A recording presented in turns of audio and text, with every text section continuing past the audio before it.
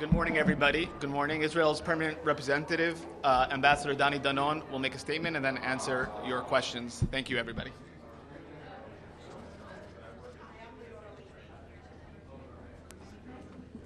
Good morning. We will soon be joining the Security Council to discuss the situation in the Middle East. As we have said before, you cannot have a conversation about instability in the Middle East without discussing Iran. Whether it's the Houthis in Yemen, Hamas in Gaza, or Hezbollah in Lebanon, Iran and its proxies are spreading terror and violence throughout our region. We witness the dangerous role played in Iran in Syria every day. In February, Iran launched an unarmed aerial vehicle from Syria into Israel. Our Air Force successfully downed this drone as it entered our airspace. Our thorough investigation has left no doubt that this drone was an Iranian UAV. As you can see here, the UAV shares key indicators and markers of the Iranian Shahid 129s that have fallen over Syria and Pakistan in recent years. You can see the similar number. This is the drone that was downed in Israel, and those other drones that were downed in the region. When we analyzed the remains of the downed UAV, we discovered that it contained different types of explosive materials than the missiles used to intercept it. The conclusion is very clear. This UAV not only violated our sovereignty, but was intended to be used as an offensive weapon against targets in Israel. These are the types of threats we so often warn about. They are the type of threats the international community can stop by acting together.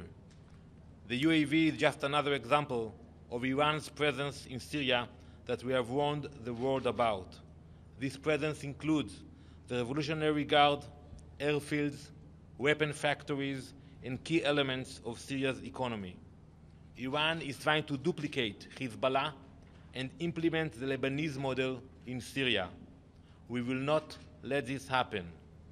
In a few minutes, I will provide the Council with more new information about Iran's presence in Syria.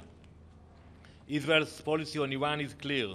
First, we will never stand by when threatened with destruction by any of our adversaries. Second, the international community must come together to either fix the flaws of the JCPOA or exit this bad deal. Either way, we must stop Iran from spreading terror throughout the Middle East and from continuing to build their empire throughout the region. Thank you. Ambassador. Thank you. Pamela Falk from CBS News. Can you tell us about the movement to open the temporary embassy in Jerusalem and what the plans are and how you see impact, good or bad? Thank you. We welcome the decision of President Trump to move the American embassy to Jerusalem. We know of other countries, Guatemala and other countries, that will follow the U.S., and it is about time that all countries will move their embassies to Jerusalem. Ambassador, the Secretary General's spokesman said yesterday that the JCPOA contributes to regional security. Does it? We need to fix this agreement. We heard President Trump speaking about it. We have a lot of flaws in the agreement. We speak about the inspectors who cannot go to the sites. You speak about the sunset clause. You see the ballistic missiles. This agreement should be amended. We cannot leave it intact. Just one other follow-up.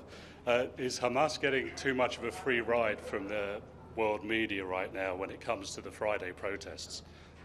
I will address it in the Council, but it is unfortunate. They are using innocent Palestinian women and children, sending them to the fence. And we saw the horrible pictures, and the Hamas leadership are hiding behind cowardly. We know that those protests are not peaceful protests. We saw the explosives, the Molotov cocktails, and I will be calling the Security Council to condemn Hamas for those actions. Thank you. Thank you, Mr. Ambassador. The people in Gaza have been demonstrating peacefully over their land. However, Israeli snipers are shooting women, children, journalists, and even a 14-year-old boy. Don't you see that these are war crimes and Israel one day will pay for these crimes? There is nothing peaceful about coming to the fence with explosives, with grenades. We have seen peaceful demonstrations in the world. Those kids and women are being used by Hamas. And I think that one day Hamas will be blamed for what they are doing to the Palestinian people.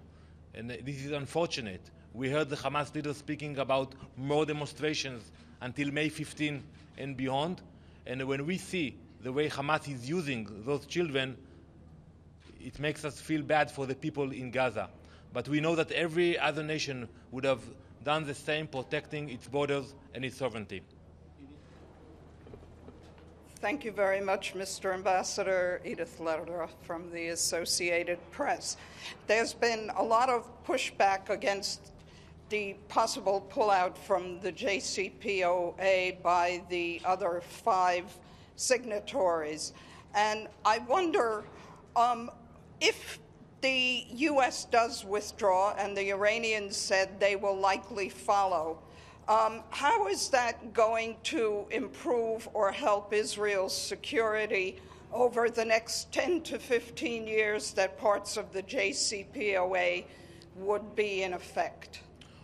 One thing we know for sure, that if we leave this agreement intact, in 7 years, 8 years, the Iranians will have nuclear capability.